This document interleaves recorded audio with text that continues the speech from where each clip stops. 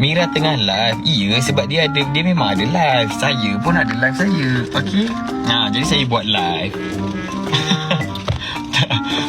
Jadi biarlah dia.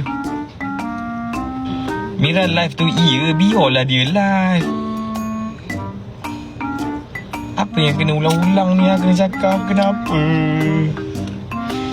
La ilaha illallah.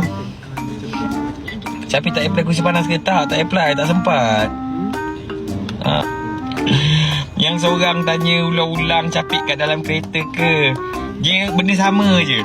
Capik kat dalam kereta ke? Capik tak apply ke kursi panas? Nampak sangat tak bagi tengok video?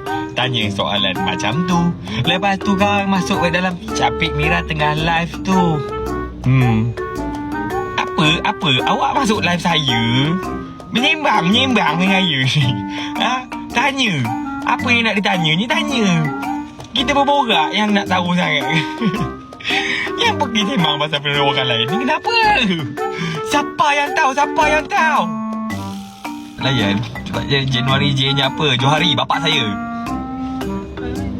J-nya apa? Johari, bapak saya. Jangan tanya lagi dah. Okay?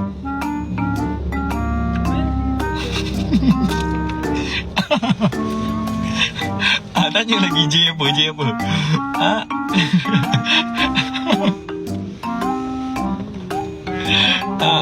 Ulang lagi. Masuk diam je, macam mana saya nak perasannya? La ilaha illallah pun. Dah block dah, thank you. Okay.